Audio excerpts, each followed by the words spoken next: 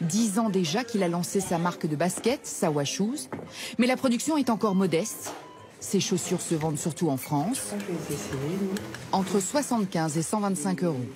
Leur particularité, elles sont entièrement fabriquées en Afrique. Un choix économique, bien sûr, mais le projet, c'est aussi... C'est faire des chaussures, de belles chaussures, mais avec les gens, les traiter correctement et pouvoir regarder n'importe quel client et lui dire, voilà, ces chaussures-là, elles sont propres, elles n'ont pas été faites dans la souffrance. C'est un projet qui consacre l'humain. Alors pourquoi avez-vous choisi l'Éthiopie? Alors, quand on a créé Sawa, à vrai dire, on n'a pas choisi l'Éthiopie. On avait opté plutôt pour le Cameroun, où on n'a pas vraiment réussi à travailler. Énormément de problèmes, notamment la corruption. Et donc, on est en Éthiopie depuis 2012. Direction l'usine, à une vingtaine de kilomètres du centre-ville. Mehdi y retrouve son bras droit, Eyoram. C'est lui qui gère la production en partenariat avec une usine locale. Une production qui a été multipliée par 5 en 7 ans. De 5 000 paires la première année à 25 000 paires l'an dernier. Encore trop faible pour parler de succès économique, mais Sawa revendique un esprit familial dans un pays encore très peu industrialisé. Quand je suis arrivée, je ne connaissais rien. Ils m'ont payé des formations et j'ai tout appris ici.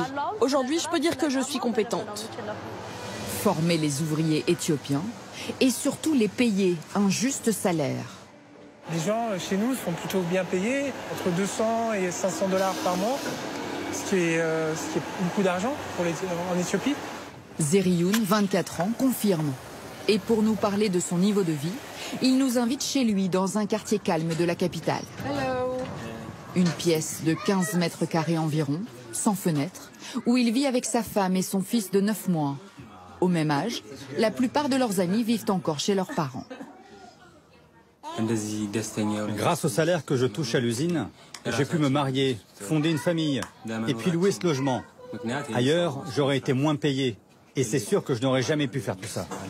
Quand vous regardez ces images, n'êtes-vous pas un peu énervé? N'êtes-vous pas un tout petit peu fâché? Juste un peu énervé, hein?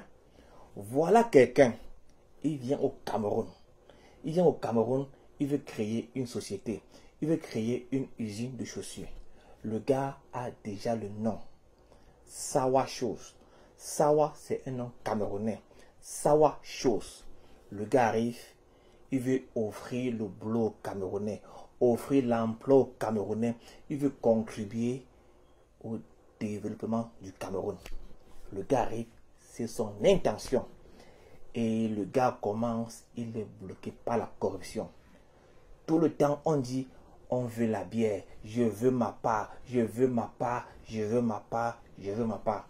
Le gars a donc compris que non, que le Cameroun n'était pas une bonne idée.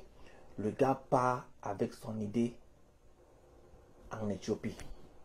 Le gars arrive en Éthiopie, il offre le boulot aux Éthiopiens. Le gars les recrute, il les forme, il paye leur formation, du moins les gars sont payés pour être formés. Et les gars ont les salaires de minimum 200 $ par mois, donc environ 120 000 francs par mois. Vous l'avez vu. Vous l'avez vu. Le gars voulait le faire au Cameroun. Il voulait offrir ce genre de salaire aux Camerounais. 120 000 francs de salaire par mois. Il a voulu le faire au Camerounais, mais on a refusé. Il a voulu faire cela au Cameroun, mais les autorités camerounaises, par la corruption, l'ont découragé. Ce gars a été découragé par le Cameroun, par les autorités camerounaises, à cause de la corruption. Il veut commencer un business, mais il est découragé à cause de la corruption. Et quand je veux parler comme ça, on va dire que je salis l'image du pays. On va dire que je salis l'image du Cameroun. Ceux qui aiment salir l'image du Cameroun et l'imputent à d'autres, s'ils veulent continuer à salir l'image du Cameroun, ils la saliront pour de bon. Entre nous, qui salit vraiment l'image du Cameroun? Ces autorités ou moi? Ces gars qui, par la corruption, empêchent les investisseurs ou moi? je vais vous faire voir une autre vidéo. Regardez. Dímelo mi gente, hope everybody's doing well, hope everybody's staying safe. Today I want to discuss one of my favorite rappers, the Cameroon Leaf. To give you a little background, this tobacco originates in the Central African nations of Cameroon and the Central African Republic. In the early 1900s, it was brought by the Dutch colonists originating as a Sumatra seed tobacco to the region. And from there, it flourished, evolved, give it that sweet, spicy profile that we all love. Est-ce que vous savez que les meilleurs emballages de cigares viennent du Cameroun? Est-ce que vous savez que les meilleurs emballages de cigares sont cultivés au Cameroun, du moins sont originaires du Cameroun, ça vient du Cameroun? Est-ce que vous le savez? Je suis sûr que vous ne le saviez pas.